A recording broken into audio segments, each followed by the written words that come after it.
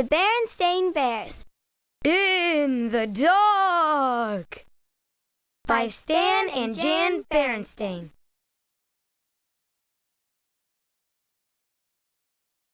Hi, I'm Sister Bear. Welcome to Living Books. This is a story about the time Brother Bear read me a scary book and made me afraid of the dark. Does that ever happen to you? If you want the story read to you, click right here. If you want to play inside the story, click right here. Okay!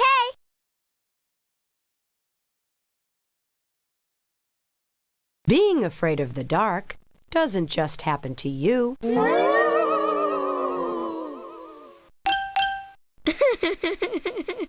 It happens sometimes to little bears, too.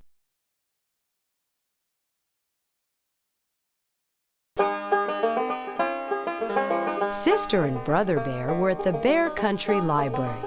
Sister had already chosen her books and was waiting at the checkout desk. Brother Bear, are you going to take all day to pick your books? Hold your horses. I'm looking for a good mystery. I'm checking this out.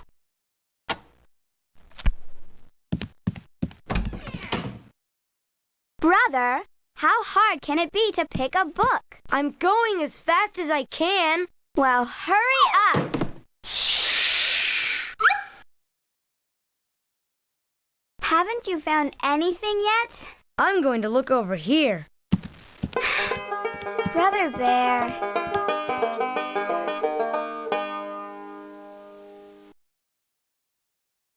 Sister Bear usually took out storybooks and books about nature, and sometimes books of poems. Brother liked those too, but lately he'd become interested in mysteries, especially spooky ones. Hey, this one looks good, he said finally. Said Sister. It was called The Case of the Crying Cave. It looks scary to me.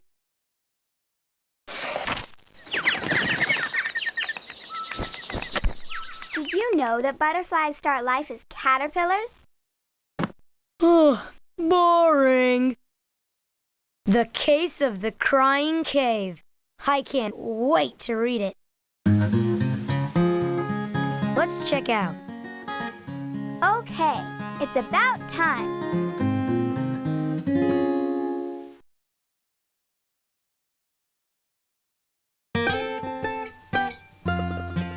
Say, this is really good, said Brother later that evening when the Bear family had settled down for some reading.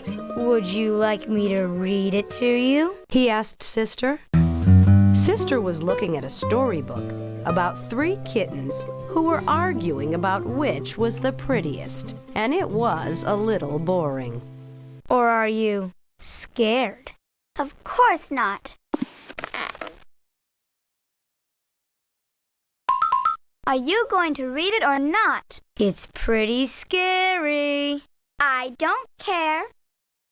It's even scaring me. Just read it. Okay, here we go. The Case of the Crying Cave.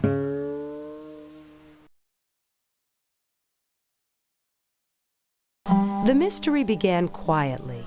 It told about some Bear Scouts who were on an overnight campout when the Scouts discovered a dark, secret cave. Brother's mystery began to get a little exciting. A mysterious cave, said the Bear Scouts. We should explore it. And when the cave began to cry and wail, it was anything but quiet. Ooh, cried the deep, dark, mysterious cave. Ooh! Stop! That's enough!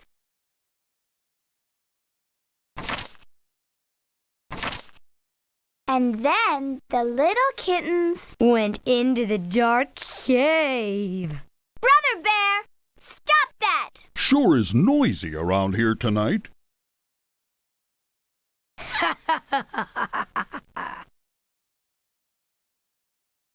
I don't think I like mysteries.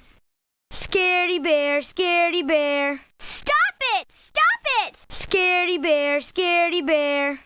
I'm leaving! And that's quite enough of that.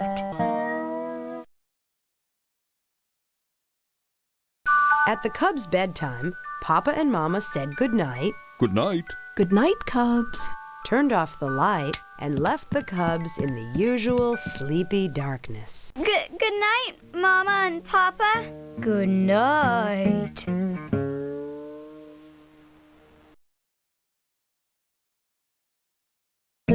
Outside the treehouse, the bright, busy sounds of the day had given way to the soft, soothing sounds of night. The quiet conversation of frogs and toads. The soft cry of the owl. The sigh of the night wind. And if you listened very hard, you could almost hear the softest sound of all. The sound of lightning bugs switching their lights on and off, on and off.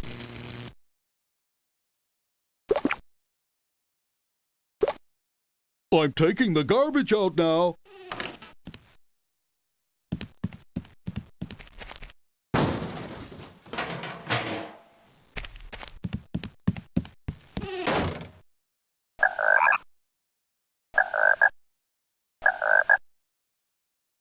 Brother Bear, does it seem noisier than usual tonight? No.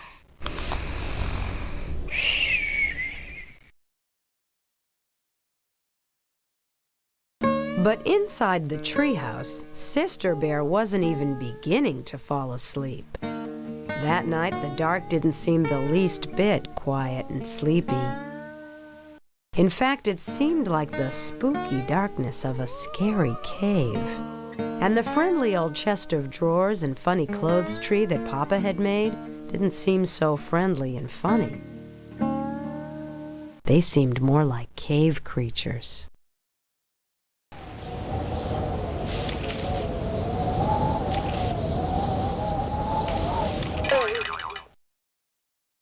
So when Brother decided to tease her a little more by making a wailing noise, a really spooky wailing noise, it gave her quite a scare. Mama, Papa, hurry, come quick!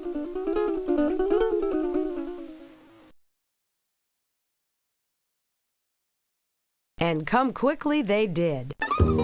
Papa rushed into the room and tripped over the clothes tree. Mama rushed in after Papa and tripped over him. In the commotion, Sister fell out of bed and landed on both of them.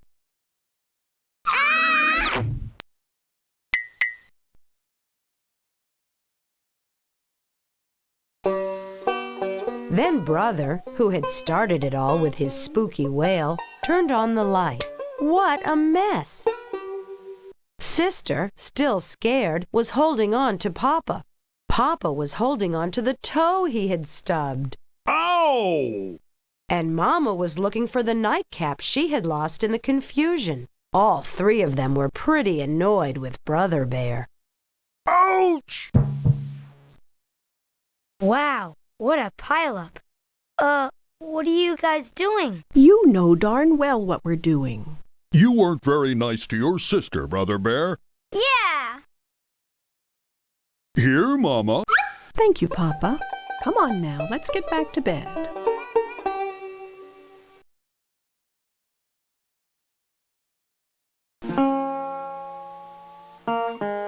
It turned out to be a very long night in the bear's treehouse. Papa and Mama tried to explain that there was nothing to be afraid of in the dark, except maybe running into a clothes tree and stubbing your toe, but it didn't do any good.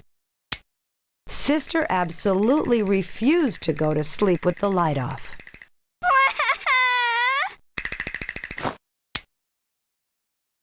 And Brother positively insisted that he couldn't fall asleep with the light on.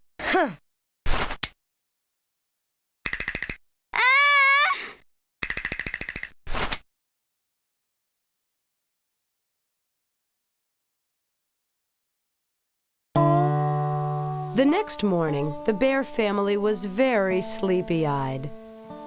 Boy, Said Brother, yawning. I sure don't want to go through another night like that. Neither do I. Said Papa.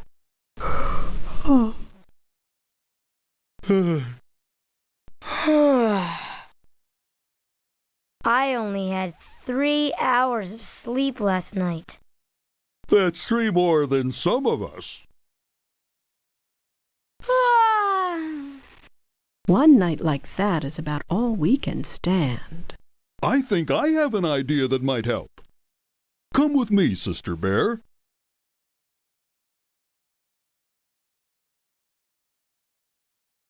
Where are we going? Sister Bear wanted to know. Up to the attic. The attic?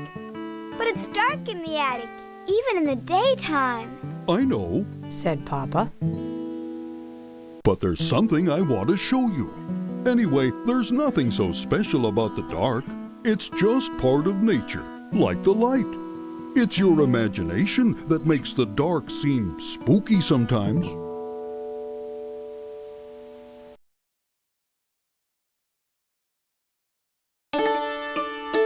What's imagination? Asked Sister. Imagination is what makes us think that chests of drawers and clothes trees are cave creatures. I wish I didn't have one. Said Sister. Don't say that. Said Papa. A lively imagination is one of the best things a cub can have. It's imagination that lets us paint pictures.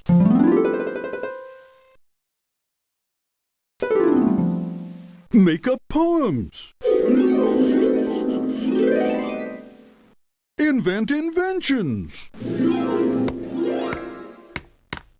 The trick is to take charge of your imagination and not let it take charge of you. One of these has to work.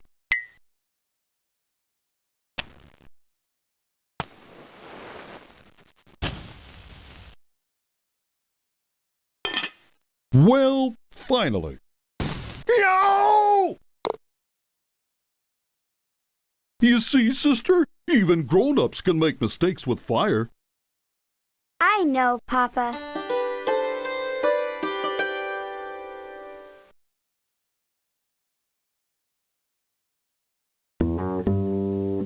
When they got to the attic, Papa began to rummage through boxes, looking for something.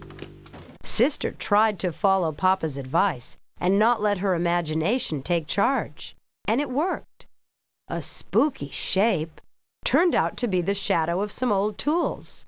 What looked like a giant was really some piled-up furniture.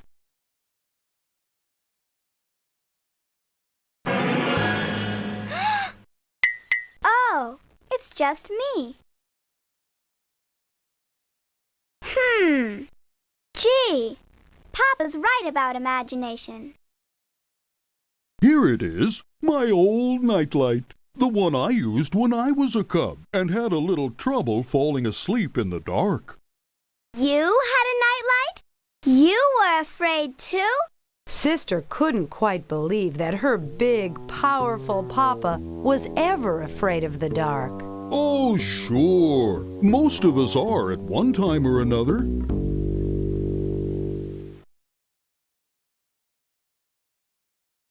How about reading the rest of The Case of the Crying Cave? Sister asked Brother later that day. Are you sure you want me to? Sure. I want to see how it turns out. She insisted. The mystery is solved, shouted Bear Scout Ted. Looking down from the hole in the top of the crying cave, the sounds are made by the wind. I don't understand, said Bear Scout Fred. I'll show you, said Bear Scout Ted. It's like when you blow across the top of a bottle. So that's what it was, the wind. They let their imagination fool them. It turned the sound into a scary monster.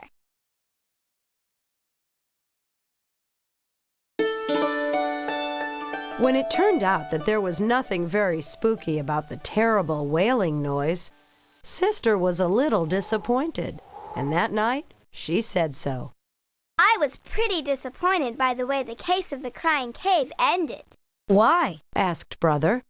Because I was hoping the wailing would be a really spooky, scary monster. Cut that out! Cried Brother. Is that you, Papa? Yes, it is. You kids go on to sleep now. Ooh! Are you scared? Ooh! Stop it! Then Sister went right to sleep, but Brother lay awake for quite some time, listening to the owl hoots and thinking that maybe he'd had enough mysteries for a while.